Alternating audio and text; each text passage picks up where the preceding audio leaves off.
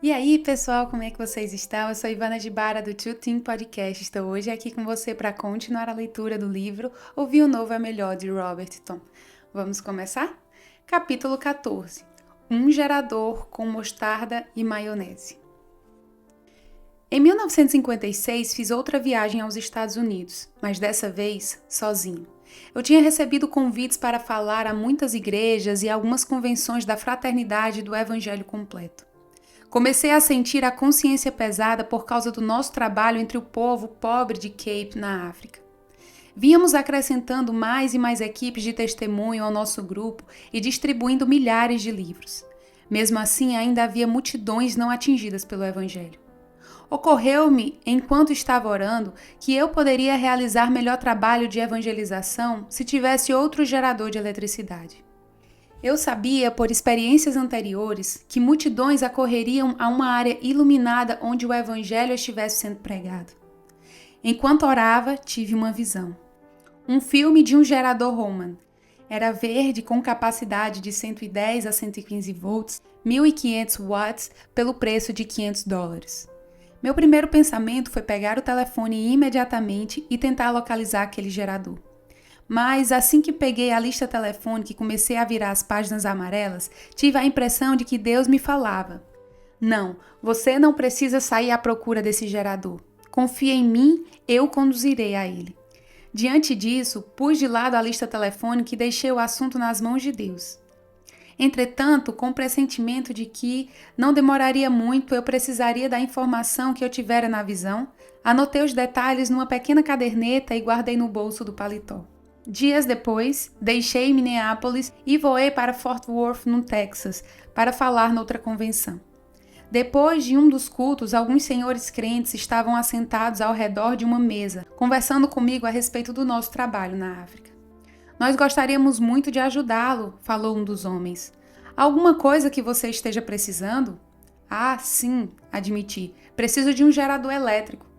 Sabe qual tipo? Sim, eu preciso de um gerador Roman de 110 a 115 volts, 1.500 watts. Deus mostrou-me esse gerador numa visão. Mostrou? Quando? Há poucos dias atrás. Sei exatamente como ele é. Até sei quanto me custará.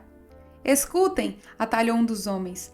Há um cidadão no centro da cidade que dirige uma loja de excedentes do exército. Por que não vamos vê-lo? Quem sabe se ele tem um bom gerador à venda? Concordaram todos que devíamos ir imediatamente. E desde que a ideia não era minha, aceitei ir junto porque bem podia ser que essa fosse a orientação de Deus. Quando chegamos à loja, um dos meus amigos disse ao proprietário que estávamos à procura de um gerador elétrico portátil. Sim, senhor, disse ele. De que tamanho precisam? De um pequeno, respondi, sem pretender divulgar os detalhes a este ponto. Por que o senhor não nos mostra o que tem em estoque? Certo, concordou o negociante. Acho que tenho exatamente o que procuram aqui deste lado. E nos levou a outra sala e nos mostrou um grande gerador pintado de vermelho brilhante. Não é uma beleza? Perguntou sorrindo. Sim, é bonito, sem dúvida, respondi, mas não é o que eu quero. Mas espere até ouvir o preço, disse ele. Esse gerador poderá ser seu por $375 e esse é o melhor portátil que eu tenho. Não, falei, essa não é a cor certa. Acho que ele pensou que eu estava brincando porque ele ignorou completamente o que eu disse e me propôs um preço mais baixo. 350? Não, eu não posso comprá-lo. 345?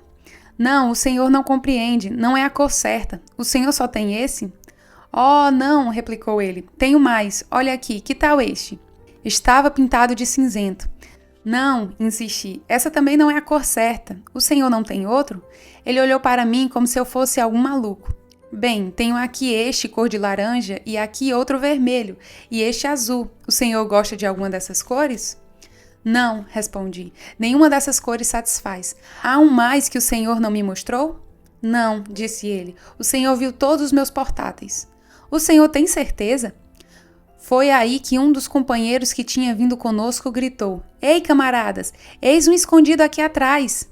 Oh, sim, falou o proprietário. Tinha me esquecido deste. Afastou-se e puxou o gerador para onde pudéssemos todos vê-lo. Imediatamente meti a mão no bolso do paletó e tirei minha caderneta. Prestem atenção agora, falei. Aqui está minha caderneta de anotações e aqui está escrito o de que eu preciso. De que marca é este gerador? Holman. Certo. Qual é a cor? Verde. Qual é a voltagem? 110 a 115 volts. Quantos watts? 1,5 kW. Quanto dá isso em watts? 1.500 watts.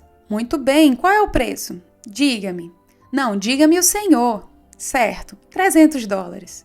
Com um largo sorriso no rosto, caminhei até perto do homem e passei às suas mãos minha caderneta. Amigo, falei, quer ter a bondade de ler o que está escrito aí? Foi isso que Deus me disse poucos dias atrás. Ele passou os olhos pela minha lista de especificações e balançou a cabeça em sinal de admiração. Tive, por fim, aquele gerador embarcado para a África e ciente de quão valioso ele viria a ser nas muitas reuniões ao ar livre que eu promoveria quando voltasse a Cape Town. Entretanto, ainda havia um grande problema a enfrentar. Como ia eu transportar aquele gerador de lugar para lugar lá na África? Eu não possuía automóvel. Era muito difícil entrar em carros na África. Enquanto estava no serviço militar, haviam-me permitido usar veículos do exército. Mas agora, vivendo por minha própria conta, eu tinha de andar ou pedir carona para onde quer que fosse. Quanto mais eu pensava, mais certeza tinha da inutilidade daquele gerador sem um carro. À vista disso, resolvi requerer ao governo uma licença especial de importação assim que voltasse à África, de modo que eu pudesse comprar um carro de fabricação norte-americana.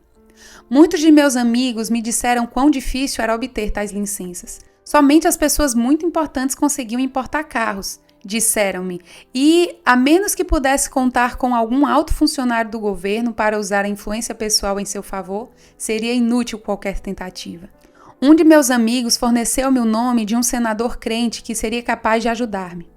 Mas, quando orei acerca de como proceder, pareceu-me que Deus me disse: tudo o que você precisa fazer é pedir-me. Você não precisa entrar em nenhum conchavo. Se você apenas pedir em meu nome, eu farei. Por isso decidi não falar com o senador e, em vez disso, fui diretamente ao escritório de importação do governo e solicitei um formulário para requerer uma licença de importação. Escrevi no formulário que queria um automóvel Chevrolet, modelo 1956, com as cores ouro e amarelo. Fui então para casa e contei a Joyce o que havia feito. Ouro e amarelo? Gracejou ela. Por que essas cores tão malucas? O que há? Retruquei. Você não gosta de mostarda e maionese? Bob, disse ela rindo. Onde você já ouviu falar de um pregador guiando uma coisa assim? Sou capaz de apostar como nem mesmo fabricam um carro pintado desse jeito. Fabricam sim, repliquei. Eu vi um em minha última viagem aos Estados Unidos e então decidi, naquele dia e hora, que assim seria o carro que eu queria. Ela se deixou cair pesadamente na grande cadeira da sala e riu até as lágrimas. Oh, Bob, falou ela entre gargalhadas, você é demais. Bem, não parecia muito fácil que eu viesse a obter a licença de importação, mas eu tinha a promessa de Deus e por isso continuava firme na fé.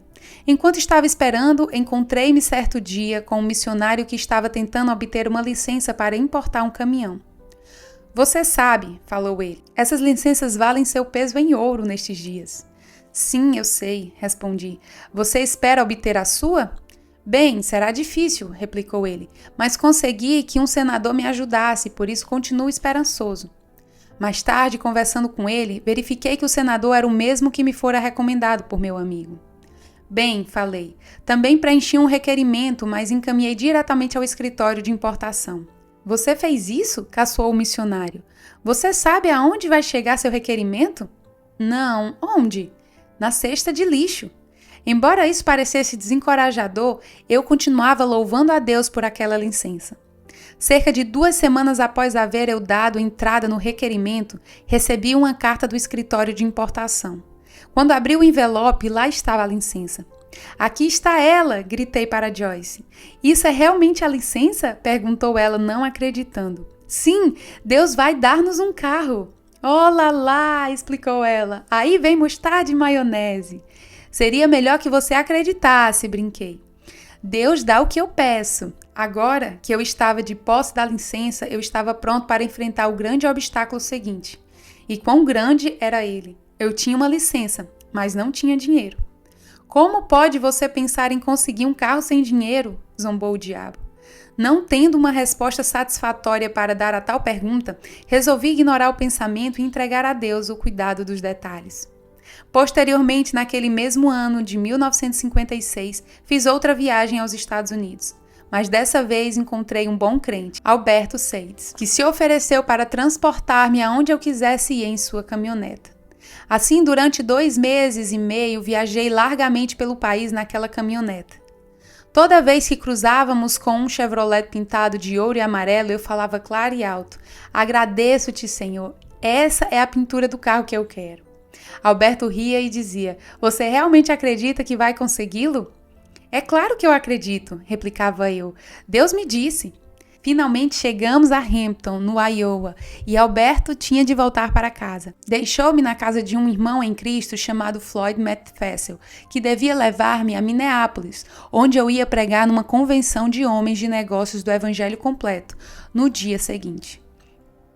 Em 1 hora, Floyd estava pronto para viajarmos. Assim que passamos a correr na estrada principal, quis ele saber tudo acerca do trabalho que eu estava fazendo para o Senhor lá na África.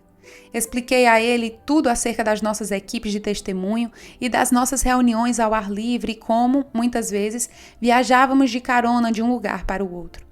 "Irmão Tom", disse ele, "você precisa de um carro na África, não é verdade?" "Oh, sim", respondi, "mas o Senhor vai cuidar disso. Eu já lhe pedi um Chevrolet novo." "Ah, é isso?", comentou ele. "E de que cor você gostaria que fosse o novo Chevrolet?" "Ouro e amarelo", respondi. "Mostarda e maionese." Ele se desmanchou em tremendas gargalhadas. "Por aqui, a maior parte dos pregadores guia carros pretos", disse ele. "Eu sei", respondi, "mas eu gosto mais ouro e amarelo." "Está bem, cada um com seu gosto pessoal", caçoou ele. Quando chegamos ao meu hotel em Minneapolis, Floyd me disse: "Irmão Tom, quero que você venha visitar-me dentro de 2 meses. Pode ser?" "Bem, acho que sim", respondi, puxando minha agenda do bolso. "Deixe-me ver. Sim, posso voltar aqui dentro de 10 semanas. "Ótimo", exclamou ele. "Esperarei ansioso a sua visita." Com isso, partiu. No dia seguinte, a convenção dos homens de negócio do Evangelho Completo começou no mesmo hotel em que eu estava hospedado. Havia oradores notáveis que ministraram durante a semana e o Espírito Santo foi derramado sobre muitas pessoas. Jamais esquecerei uma reunião em particular. Demo Shakarian, presidente da Fraternidade Internacional de Homens de Negócios do Evangelho Completo, ali estava naquela noite. Também estava presente o Dr. Mordecai Ham, o presidente batista que tinha levado Billy Graham a Cristo. No fim do culto, foi feito o convite aos interessados que quisessem ir a uma sala designada como sala de oração. Logo que o convite foi feito, dirigi-me rapidamente para a sala de oração para ajudar da maneira que eu pudesse. Mas, para minha surpresa, a sala estava tão cheia que apenas pude ficar na entrada e orar em silêncio pelos que estavam lá dentro. Depois de haver orado por algum tempo, levantei a cabeça e fiquei um tanto surpreendido ao deparar com Mordecai Ham de pé, ao meu lado, observando tudo o que acontecia. Inúmeras pessoas naquela sala de oração receberam batismo no Espírito naquela noite e falaram línguas. Entre elas estava um bom número de ministros luteranos, e isso, em 1956, era praticamente inaceitável. Enquanto o Espírito Santo descia sobre essas pessoas, Mordecai Ham voltou-se para mim chorando. "Pensar", falou ele, "que eu tenho combatido a manifestação de línguas por quase 70 anos. Voltei para o meu quarto naquela noite, rejubilando-me no espírito. Senhor, disse dentro de mim mesmo, isso é maravilhoso. Todas as classes de pessoas estão se submetendo ao Espírito Santo.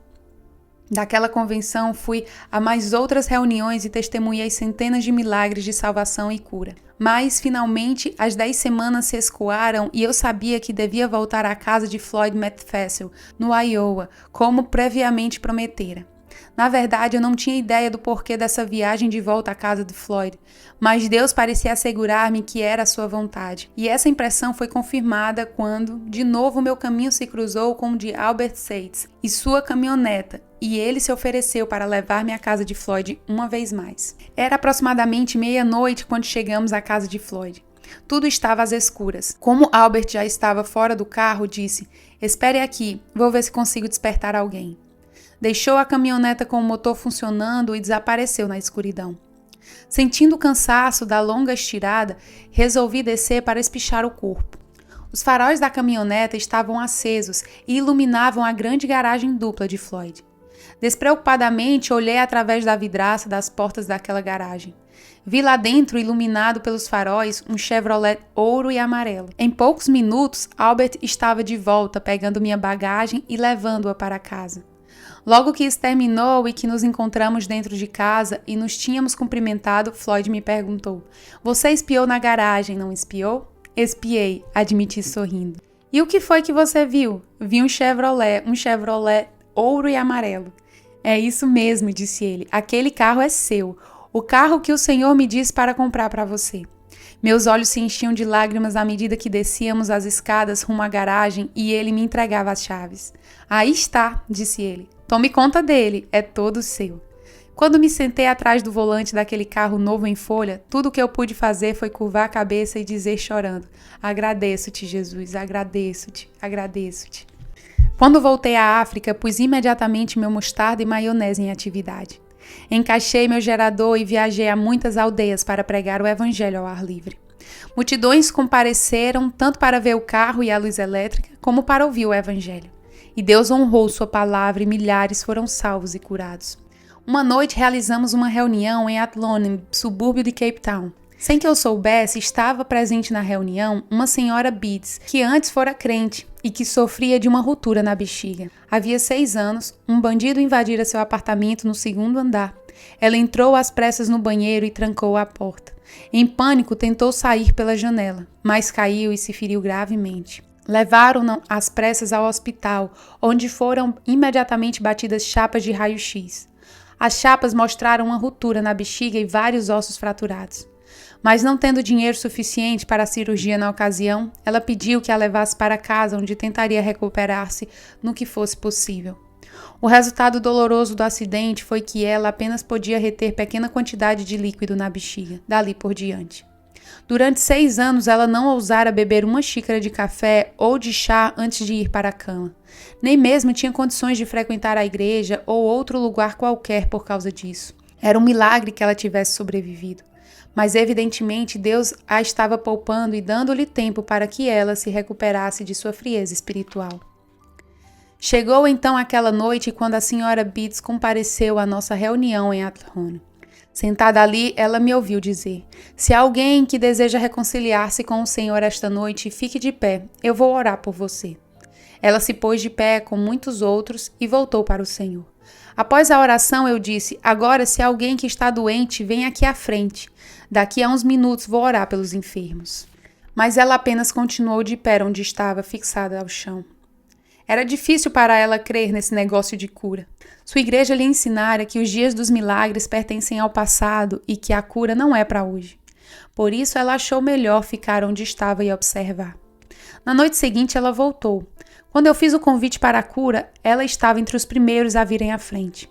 Quando chegou o momento de orar por ela, eu perguntei: "Senhora, de que deseja ser curada?" "Senhor", respondeu ela, "eu não vim aqui para o Senhor orar por mim para curar-me. Eu vim para dizer ao Senhor e a todas essas pessoas aqui presentes que na última noite se operou em mim uma cura maravilhosa." "Na última noite?" Eu não podia me lembrar de ter orado por ela. "Sim", disse ela, "quero dizer-lhe que na última noite vim aqui com uma ruptura na bexiga. Eu só conseguia reter muito pouco líquido em meu corpo e venho assim há já 6 anos. Mas na última noite, enquanto o Senhor estava orando pelos outros, algo estranho aconteceu. Senti uma mão invisível massageando minha bexiga." Nesse momento, ela começou a chorar. Eu nunca ouvi antes algo semelhante. "Diga-nos exatamente como parecia", falei, provocando mais informações. "Oh", disse ela sorrindo através das lágrimas. "Era realmente embaraçoso. Era como se dedos quentes massageassem minha bexiga. Não posso dar melhor explicação do que essa. Tudo o que eu sei é que fui para casa e tomei uma xícara de café com meu marido antes de ir para a cama, o que é uma coisa que eu não faço há 6 anos. E isso não lhe trouxe nenhuma perturbação?" "Não. Não precisei levantar-me a noite inteira. Por isso, quando acordei esta manhã, percebi que tinha sido curada." "E a senhora tinha uma ruptura na bexiga?" "Sim", respondeu ela. "Minha ficha está no hospital Groote Schuur. Estou com uma nova radiografia marcada para terça-feira, para uma provável cirurgia." Enquanto conversava com ela, Deus me mostrou que, embora a bexiga estivesse curada, ela ainda estava sofrendo o efeito das fraturas que não haviam sido curadas por completo. Então simplesmente pus minhas mãos sobre ela e a declarei inteiramente curada em nome de Jesus. Ela tremia sob a ação do poder de Deus. E agora, perguntei, o que aconteceu? Oh, exclamou ela, senti de novo aquela mão massageando meus ossos. Ouvi-os estalarem no momento em que se ajuntavam aos seus lugares. Na terça-feira, como depois me contou a senhora Beats, ela foi ao hospital para ser radiografada. Enquanto estava na sala de espera, ela contou aos outros doentes não hospitalizados o que tinha acontecido. Não demorou muito, 2 médicos entreouviram a conversa e disseram a ela: Senhora, sua conversa está perturbando os outros pacientes. Venha conosco. Levaram-na a um quarto e lhe ofereceram uma cadeira. Agora então, disseram eles, conte-nos a história que estava contando aquelas pessoas lá fora. Então, enquanto eles ouviam sem acreditar, ela repetiu tudo. Finalmente, o mais velho dos 2 disse ao mais moço: Traga a ficha dela. Quando a pasta foi trazida, encontraram as chapas de raio-x que mostravam as fraturas e a ruptura na bexiga. Mas nós não sabemos se houve qualquer alteração enquanto não batermos novas radiografias, falou o médico mais idoso. Foram então para a sala de raios-x e, em seguida, ficaram à espera num consultório para saber do resultado. Depois de cerca de 1 hora, o médico entrou e, em silêncio, olhou para a senhora Beats por um momento. Por fim, um tanto abruptamente, falou: Pode ir para casa, senhora Beats. A senhora está curada. Louvado seja o Senhor, falou ela, rindo. O que foi que eu disse aos senhores? O médico sorria tolamente enquanto ela saía do quarto. Quando a senhora Beats me contou essa história vários dias depois, eu disse baixinho: Agradeço-te, Senhor, um gerador e um carro cor de mostarda e maionese. Então é isso, pessoal, mais um capítulo que concluímos aqui. Próxima semana teremos mais um capítulo até terminarmos esse livro que tem sido uma bênção para nós. Obrigada por você ter continuado até aqui e até a próxima. Deus abençoe a sua vida. Tchau, tchau.